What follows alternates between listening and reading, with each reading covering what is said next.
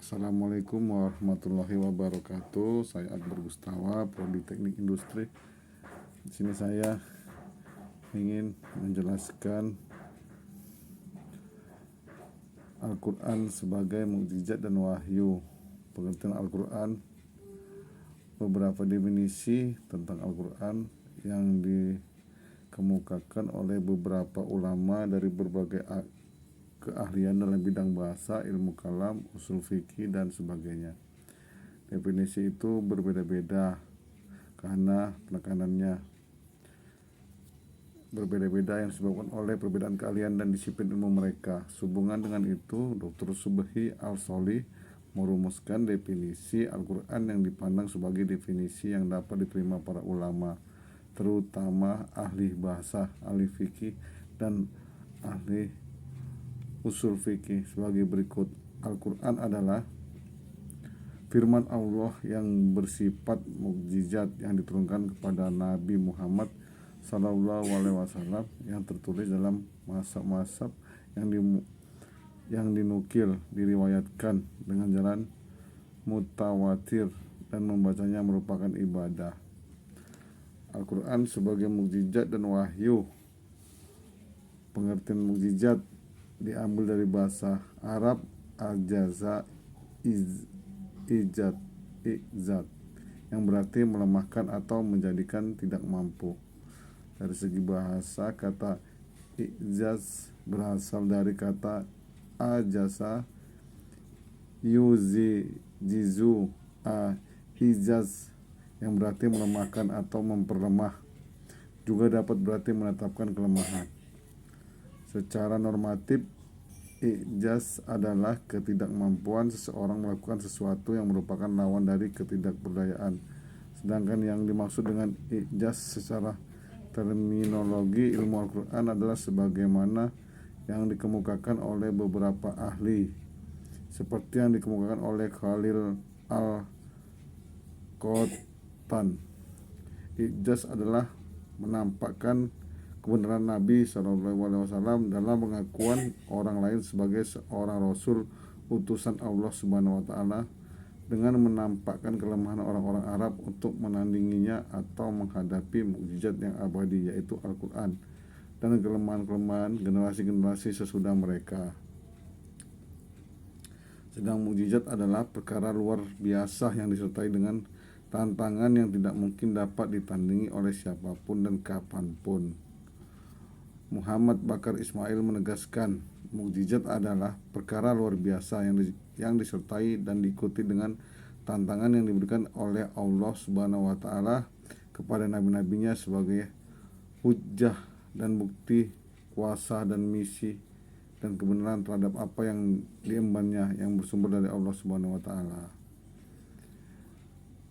Dari definisi di atas dapat dipahami bahwa antara ijaz dan mukjizat itu dapat dikatakan searti, yakni melemahkan. Hanya saja pengertian ijaz di atas mengesankan batasan yang lebih bersifat spesifik, yaitu hanya Al-Quran.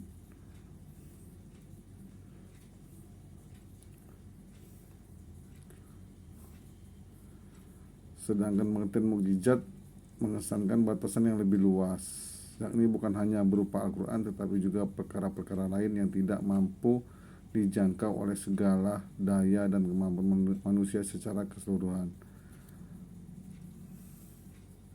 Dengan demikian, dalam konteks ini antara pengertian ijaz dan mukjizat itu saling isi mengisi dan saling lengkap melengkapi, sehingga dari batasan-batasan tersebut tampak dengan jelas keistimewaan dari ketetapan Allah yang khusus diberikan kepada rasul-rasul pilihannya sebagai salah satu bukti kebenaran misi kerasulan yang dibawanya itu. Segi-segi kemujizatan Al-Quran antara lain terletak pada segi fasahah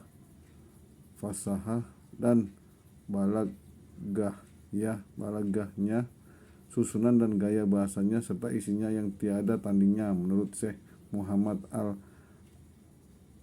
Ali Al-Sahbuni menegaskan bahwa di antara segi-segi kemujizatan Al-Quran adalah Yang nampak adalah keindahan sastranya, gaya bahasanya, kefasihan bahasanya, kesempurnaan syariat, menampilkan berita-berita yang bersifat eskatologis yang tak mungkin dapat dijangkau oleh otak manusia kecuali melalui pemberitaan wahyu Al-Quran itu sendiri.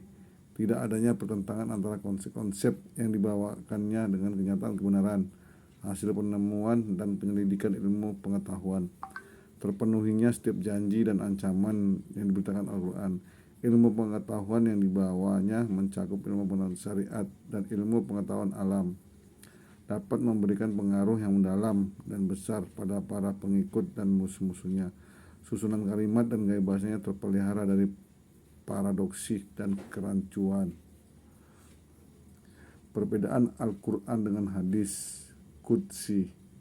Menurut At-Tibi, Al-Quran adalah lafaz yang diturunkan oleh malaikat Jibril dari Allah kepada Nabi Muhammad SAW. Adapun hadis qudsi adalah sesuatu yang dikehendaki oleh Allah untuk disampaikan dengan jalan melalui ilham atau mimpi. Kemudian Nabi memberitahukan kepada umatnya dengan bahasa sendiri. Sedangkan hadis-hadis yang lain tidak disandarkan kepada Allah dan tidak diriwayatkan dari Allah. Perbedaan lainnya adalah Al-Quran adalah mukjizat yang mengandung tantangan kepada seluruh manusia dan jin yang mereka semua tidak akan dapat membuatnya serupa dengan Al-Quran walau satu ayat pun. Sedangkan hadis qudsi bukan merupakan mukjizat dan tidak mengandung tantangan. 2. Seluruh isi Al-Quran dinukil secara mutawatir dan qot'i.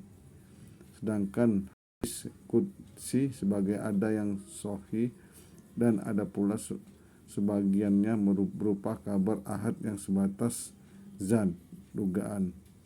3. Al-Quran semuanya berasal dari Allah, baik makna maupun redaksi lafalnya. Sedangkan hadis qudsi maknanya saja dari Allah, sedangkan redaksi lafalnya dari Rasulullah atau dari periwayat hadis. Perlakuan terhadap Al-Quran yaitu dilarang menyentuhnya bagi yang berhadas kecil, dilarang membacanya bagi yang berhadas besar. Tidak berlaku bagi hadis qudsi. Membaca Al-Quran setiap hurufnya mendatangkan pahala, sedangkan membaca hadis qudsi tidak. Pengertian wahyu. Wahyu menurut bahasa ialah memberikan sesuatu dengan cara yang samar dan cepat.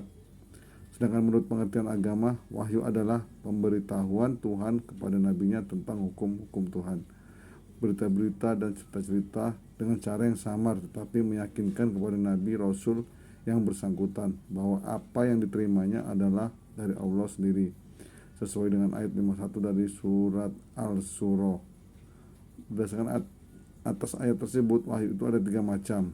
1. Pemberitahuan Tuhan dengan cara ilham tanpa perantara, termasuk mimpi yang tepat dan benar. 2. Mendengar firman Allah di balik takbir, seperti yang dialami Nabi Musa ketika menerima pengangkatan kenabiannya. 3. Penyampaian wahyu, amanat Tuhan dengan perantara Jibril alaihissalam. Ini ada 2 macam.